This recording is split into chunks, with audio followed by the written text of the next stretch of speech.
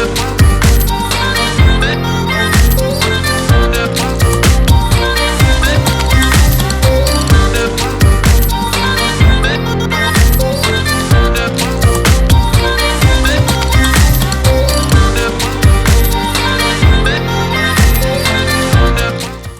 morning, good morning, good morning. Happy Friday to you. Thank you for joining me on another episode of the Roundtable Talk Show. I am your host, Sharifa Hardy, and I have a very special show for you today. This show is going to be a little different. Typically, I sit down with 5 entrepreneurs, 5 business owners, whether they're CEOs, executives, startups, whatever it is, and we have a roundtable organic conversation about business, marketing, health, wealth, what's going on in the world, and the conversation develops organically. Today's show, we're going to sit down with one special guest. You've seen him before, but we're going to have the opportunity to learn more about him. But while I'm getting ready for the show, I'm going to ask you to do what I always ask you to do, and that is to go out and be an evangelist for the Roundtable Talk Show. There's someone in your network, maybe in your house, in your neighborhood, who needs this information. They want to learn from our guests, and you definitely will want to learn from today's guest, because when he was here before, we had an incredible time. Now, I just want to let you know that today's show is brought to you by the Real Estate Playbook, a 100% educational workshop presented by Real Estate Instructor Deborah Spence, with a simple promise to help you develop a clear plan to sell more homes and earn a consistent income selling real estate. It's an in-person and it's a virtual event. The link is in the Facebook post. Definitely want to check it out. And so while you're finding out more about the Real Estate Playbook, I'm going to go ahead and introduce today's guest, Mr. Jason Lockhart. Jason Lockhart was born in Gardena, California, where he grew a love for design and architecture. He is a partner in an architecture and planning firm and also the CEO of a marketing agency that works exclusively with the designer and remodel industry. With over 20 years of experience in architecture and interior design, we'd like to welcome Mr. Jason Lockhart. Good morning, Jason. How are you? I'm doing good. How you doing, Sharif? How are you today?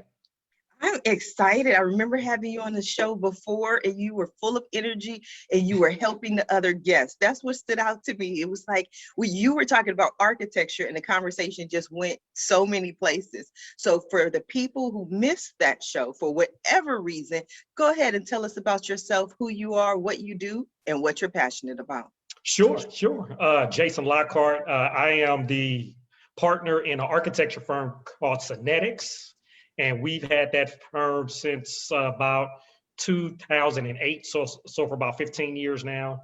And in the architecture firm, we do commercial design, school design, and then we do a lot of master planning, because my background is in architecture, but I'm also an urban planner. So we do a lot of planning for universities. So we work with Southern University, where I used to also teach.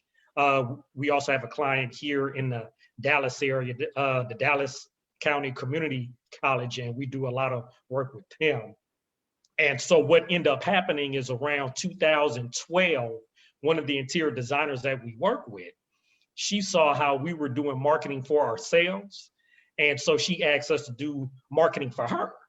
And so since I was helping out on the project that she was helping us out with, I said, sure, we'll do this. And we didn't really charge her anything. We were just helping her with her marketing. And so after a few months, she started to have some real success. And then she said, this is amazing. Y'all are doing some great work for us on the marketing side.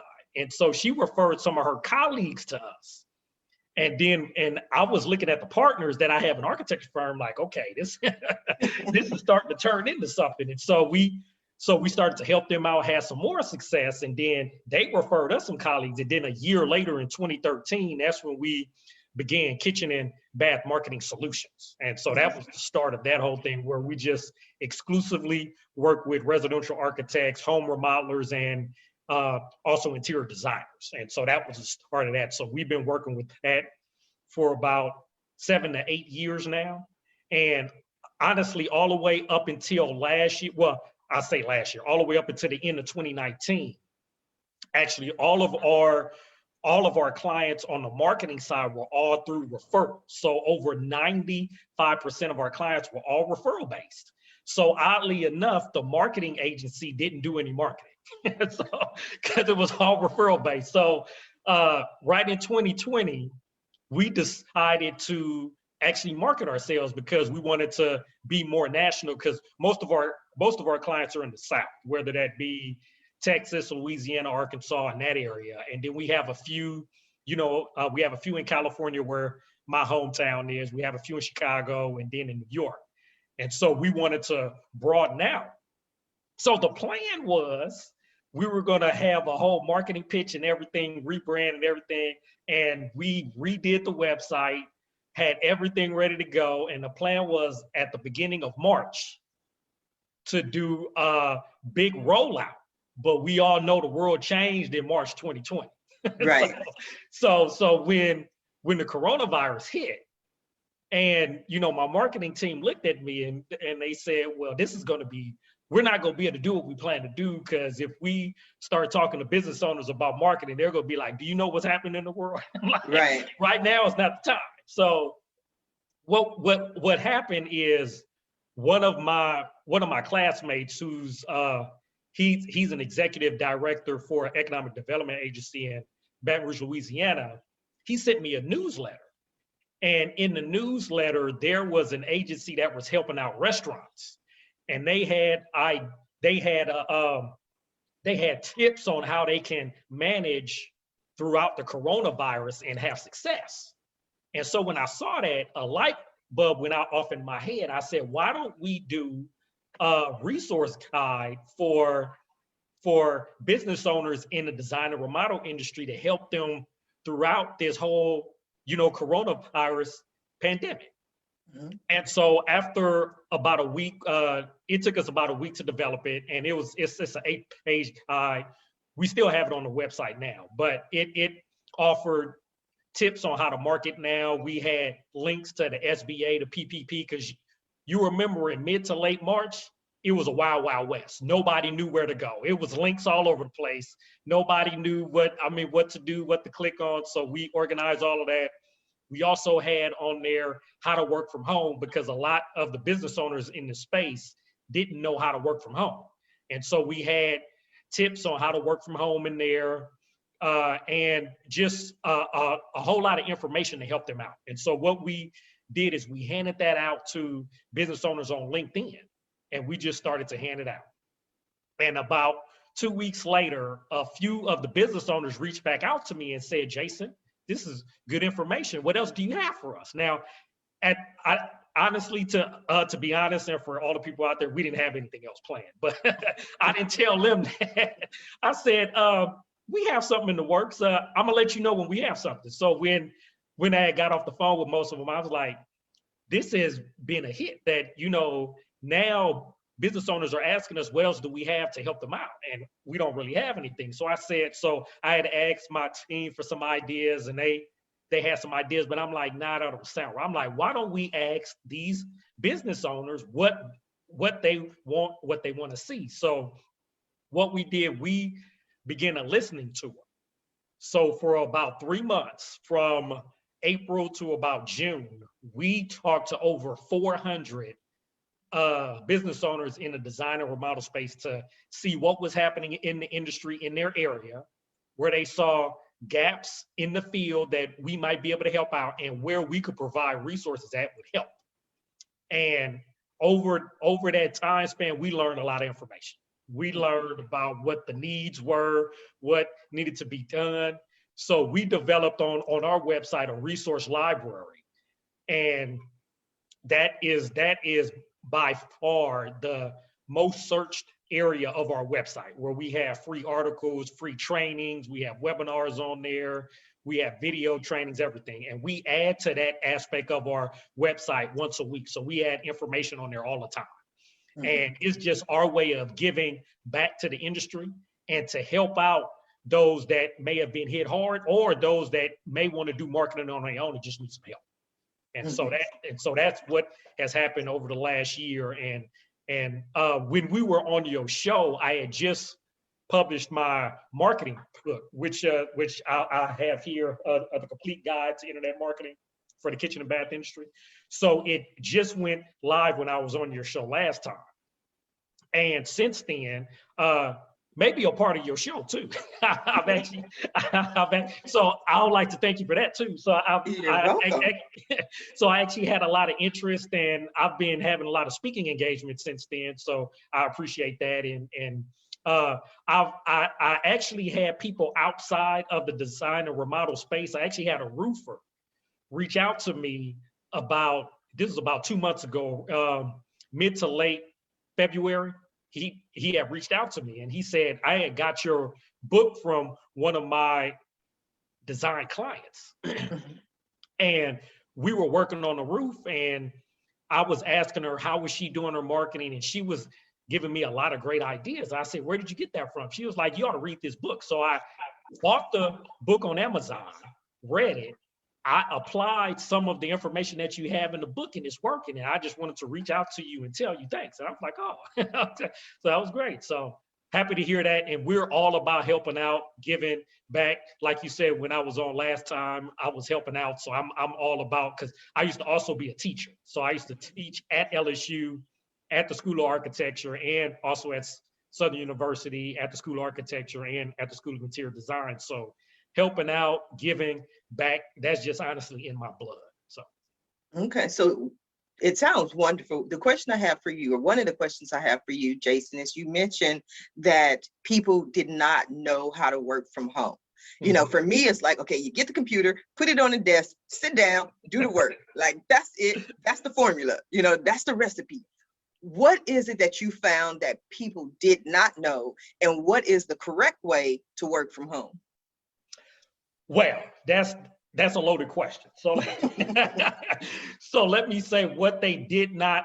Well, I would say what they did not know, but what they didn't really realize is that how you organize your files online is not the same in an office, because most offices, they actually have security, they have IT, they have all they need in place. So to prevent hacking and all of that, one of the biggest areas that we found that was an issue was cybersecurity.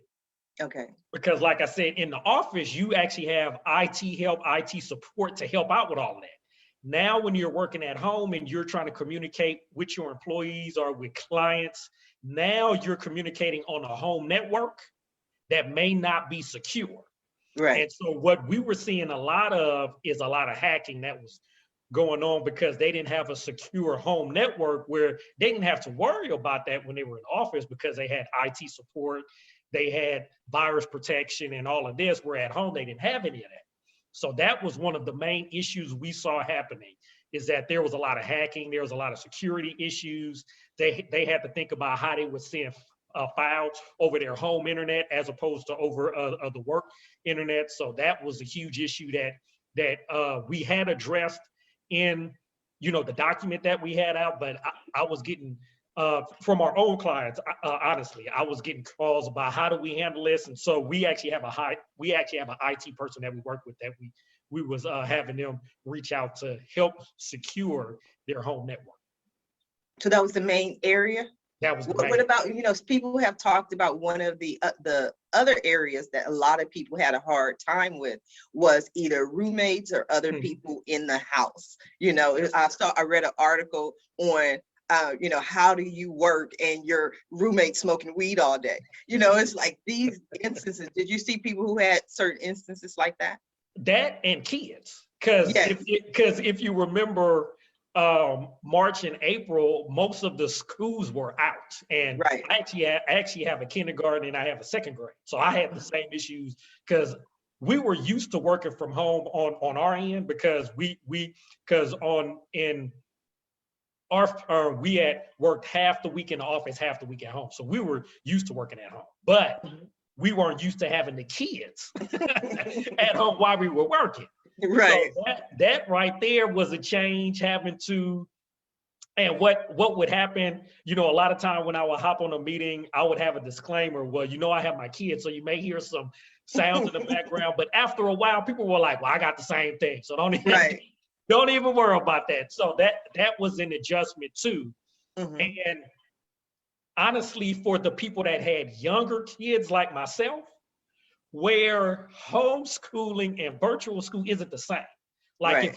if you have middle school, high school age kids or college, they're on their own, they're independent. When you have elementary school, like my kids are learning how to read. Right. So to have virtual school, I got to take off to make sure to explain to them what to do. So Right. that was a whole nother dynamic where I'm now having to be a teacher and incorporate teaching into my workday. So Mhm. that was a whole different dynamic. Let's talk about being a teacher, not even just a teacher, in your workday, but just being a teacher. Because one of the things that I talk about is that I am just so grateful that I didn't have school age kids during this time frame, because my kids would have been in trouble. My kids are 24, 27 now. So they, they doing their own thing.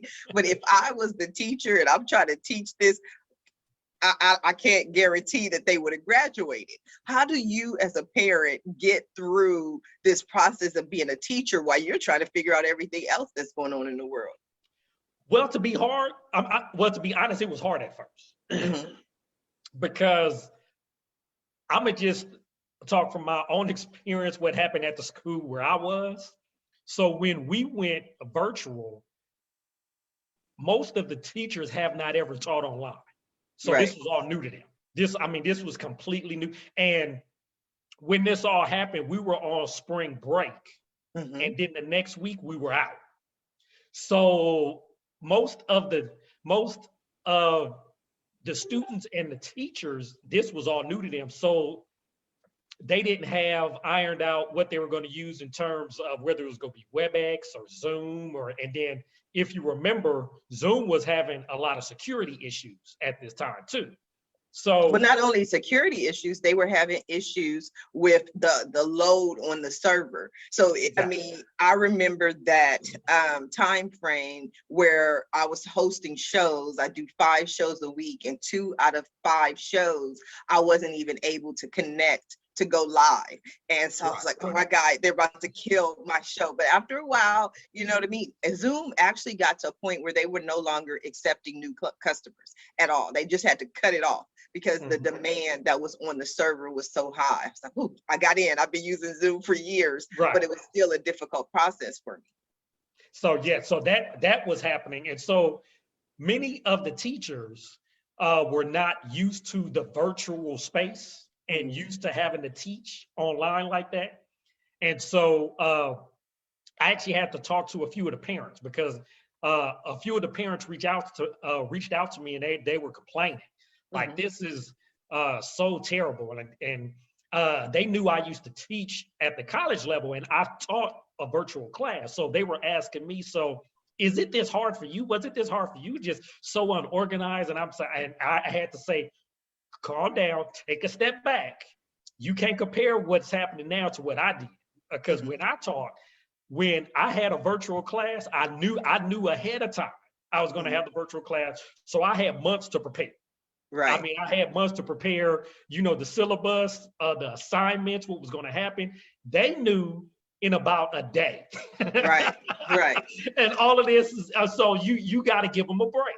So now this semester or last semester, when we went back in August and we were virtual for the first 9 weeks, it was ironed out, everything was fine. But in April, when this started in March and April, it was a nightmare. Right.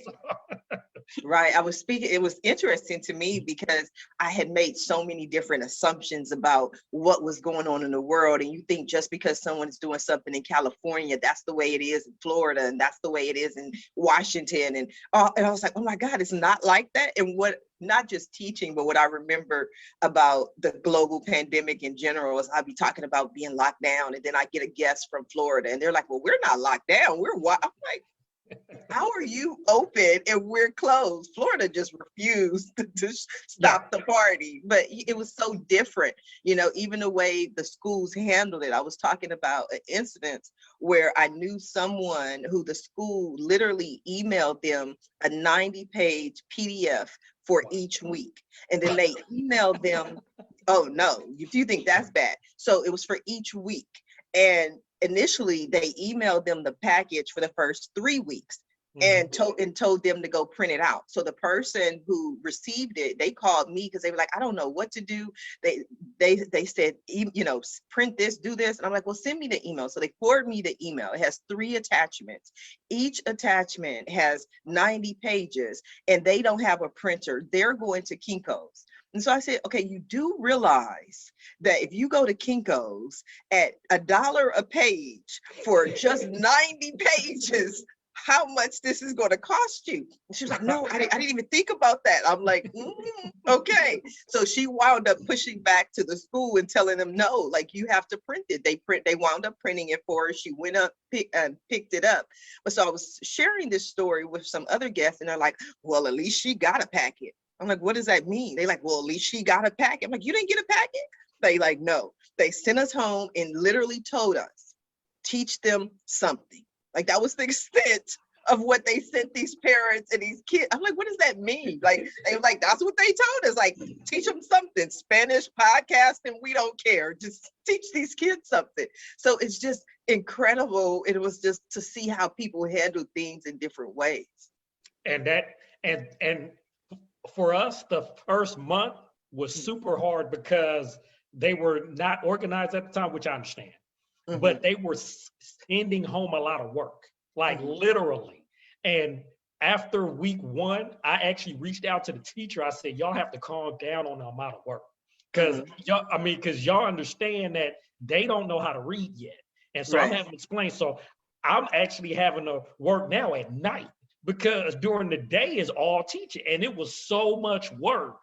Like you talk about with the 90 page, it was not that much. But for at the time she was in first grade, and just the amount of work, list letters and reading notes and your own kids don't respect you as a teacher. Right. They respect you as a parent. Right. And they were not wanting to listen. So I was getting a lot of whining and, why are you doing this? You're not my teacher. You're not a good teacher. And you're so mean. You're so tough on me. Just like, But did you look at these little kids, Jason, and be like, look, I'm a college professor. I teach at LSU. I know how to teach y'all. I actually had that talk with a few of the teachers, and they were amazed at the time that I was having. And I was like, it's completely different teaching 19, 20, 21-year-olds that want to be there. Right. As opposed to a 5 and 7-year-old that really don't want to be there and are not wanting to learn from their daddy. Right. Right. And in terms of the attention span, it's completely different. I'm like, no, I said, I have so much more respect for you all. I already have respect, honestly, because I used to be a teacher, but that just helped me gain that much more, because the attention span at that age is so fast. It's not that, and I was just it was driving me crazy. I can imagine. And it has. When you say crazy, let's ask this question, because you're a teacher during the day, you're a business owner during the night. When do you sleep? You don't. That was the, and the only blessing I had is that some of the people that work with me do not have kids, or like you, they had older kids, so they didn't have as much issues. So most of the work I was able to hand off and have them do. But if it was just me, or if I didn't have a team like that, I would have honestly have had no sleep. I mean, I can't even, and I know there were others in that position. And for those people, I send a prayer out to you. I hope everything is in, a better position now. But I would not have been able to operate if I didn't have a team around me that was able to help me out. Yeah. So again, you're a teacher during the day, you're a business owner during the night, you're not sleeping. There's a global pandemic going on. What do you do for your sanity or for self-care? Wow. What I what I did. So there was I was actually talking to a mom about this yesterday. When I had picked my little ones up from school because we're gonna have a play date to Mhm. have them at a park. So I had found a park during this time that nobody was at. So I was able to take them to the park, let them play where there was nobody at the park, and I was able to just sit in the car, watch them, and just have some me time. Sometimes I wouldn't even have on music or nothing. I would just sit in quiet and Mhm. enjoy being in quiet. I Mhm. was not used to that. So that's what I would do. That's I would do a lot of that. Well, that's good. That's wonderful. So about let's go back to your businesses. Now, Okay. again, you were grew up in Gardena. I used to live in Gardena, by the way. I loved it. I was off of Budlong and Okay. 135th. So right there in Gardena. But usually, and I'm not going to stereotype, but I'm a stereotype, Jason. Okay. Usually the people in Gardena don't come out and become architects. How I'm just saying, I grew up in South Central LA. I personally know a lot of people. I don't know a lot of architects, right? What made you go into that industry? Honestly, I was going to go into art. So Okay. this just a quick story. So Mm-hmm. I was an artist growing up, and I used to draw cartoon characters, and I entered into a design competition and won. Mm-hmm. So Disney flew out from New York because they had their animation where they what soon became Pixar was in New York. So Mm-hmm. they flew out to interview me to see if I was going to be a good candidate. So they interviewed me. They loved me. I actually had another test on site and passed it. And they said, we would love to have you in the program. So we're going to start a new animation studio, which I said, which would soon become Pixar. Mm-hmm. So at the time, this was all new because, animation, this was in the late 80s, early 90s. So this is, so, Pixar animation and all that hadn't been heard of at this time. But how they explained it, I was excited. I'm like, I would love to. But the only caveat is I was going to have to move to New York. And my Mm-hmm. mom was like, oh, that's a no. So I had to change. So I said, okay, so I can't be an artist like I want to be. Mm-hmm. So what can I do? And we actually had a career day Mm-hmm. at my high school. I was in the 10th grade, Mm-hmm. and I saw What high school? I need to know what high school. I was at Gardena High School. Okay. I Okay. was at Gardena High School, and it was a career day. Mm-hmm. And I saw a Black architect for the first time. I've never seen, like you said, never seen a Black architect. So he came and talked to the class. Mm-hmm. And he interested me what he was talking about and how he was explaining architecture. It's a mix of art design, and also technology, because you have to know the engineering side, how to make buildings stand up, but the art of it as well. So he was explaining that. I was intrigued.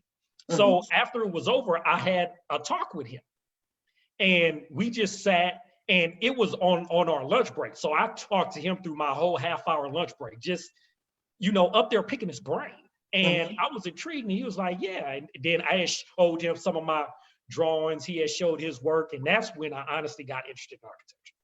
Mm-hmm. At that time. And like you said, for the first time, I saw a Black architect, which I had not. I assumed they were all older white men.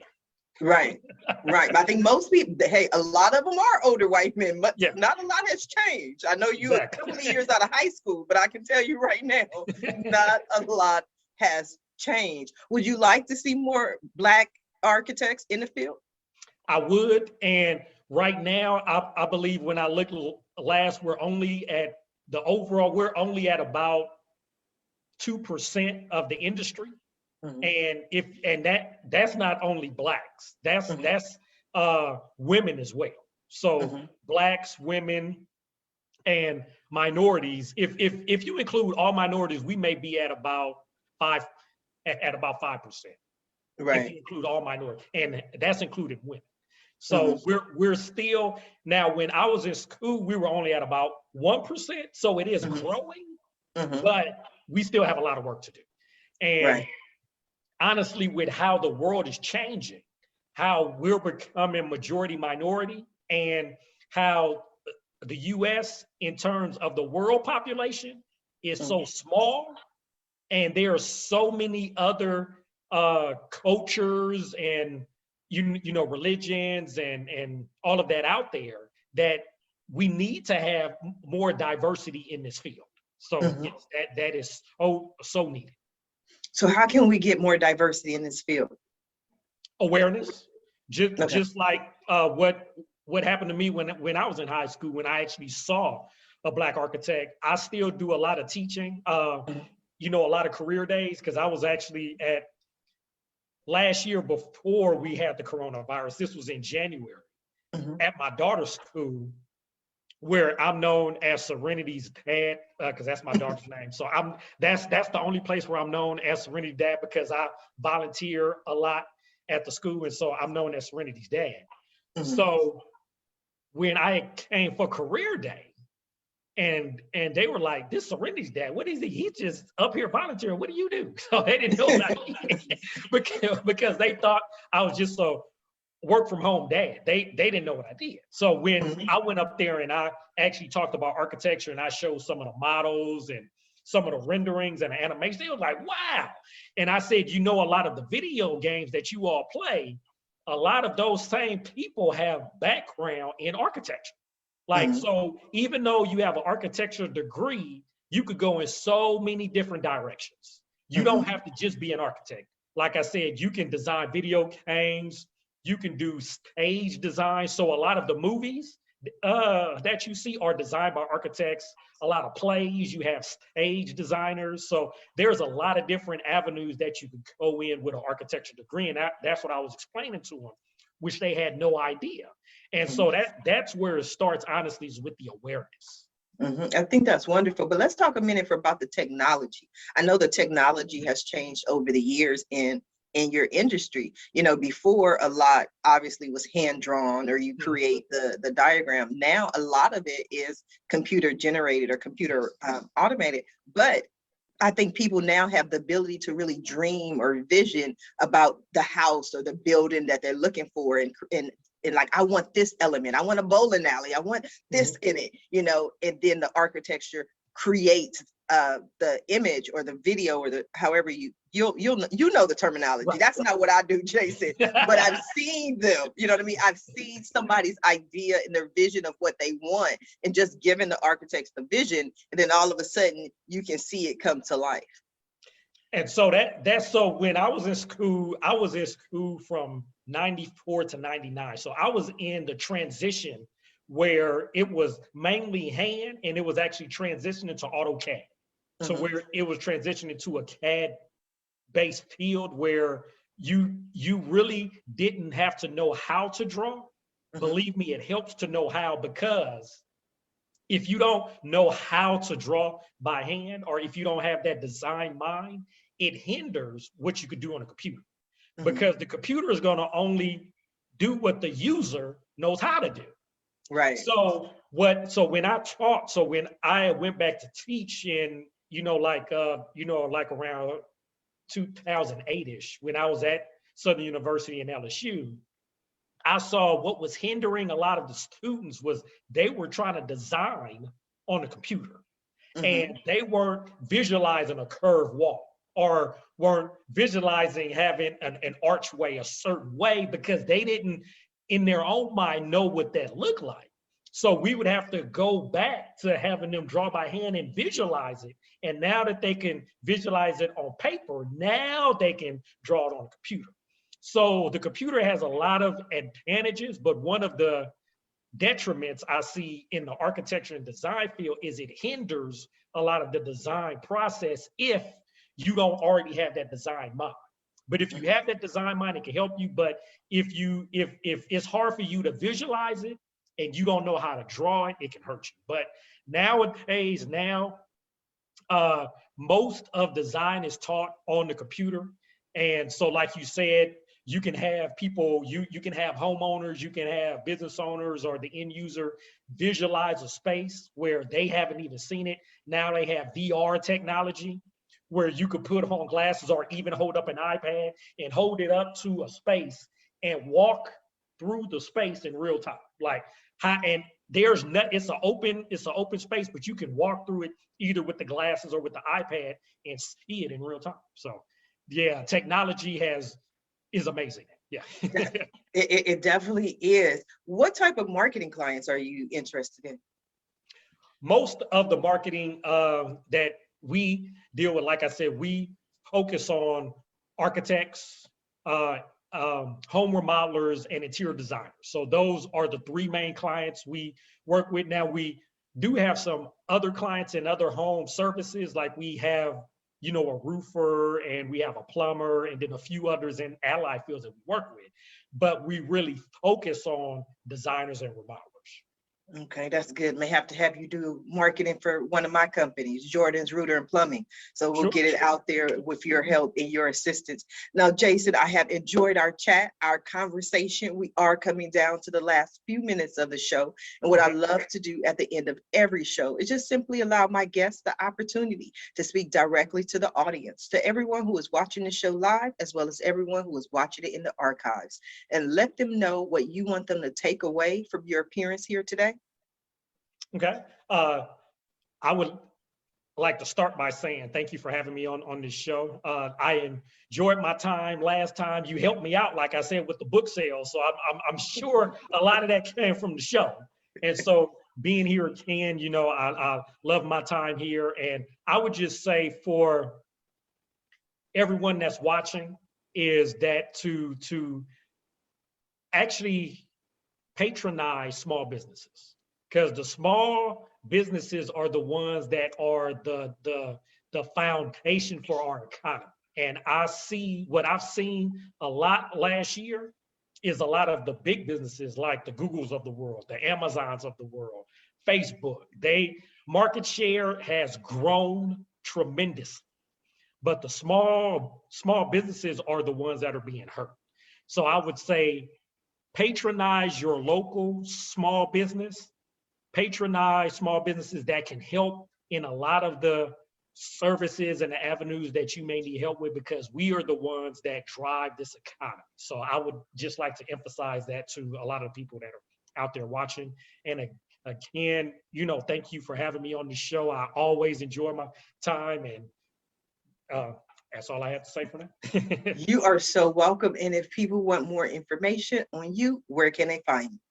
If you want to find me, you can head to our website at kitchen and bath marketing solutions.com. And they could also type in the acronyms KABMS.com, and that'll also take them there. And they can email me at jason@kitchen and bath marketing solutions or jason@kabms.com. Fantastic. Jason, I want to thank you for being here today. Thank you for being a guest on today's episode of the Roundtable Talk Show. And I especially want to thank everyone who tuned in to watch this show live, as well as everyone who is watching it in the archives. Just because you didn't catch the show live doesn't mean we still don't need your support, and we still don't need you to go ahead and share the show. But as always, please don't just watch the show. Please don't just share the show. Please go ahead and support our guest. Visit his website, pick up a copy of his book, reach out to him, follow him on social media. And when you send that message, please let him know Sharifa Hardy says hi. Now, if you're interested in more ways that I can help your business, or maybe you want to be a guest on the Roundtable Talk Show, please visit my website at asksharifa.com. Until Monday morning, everyone have a safe and a blessed day. Bye now.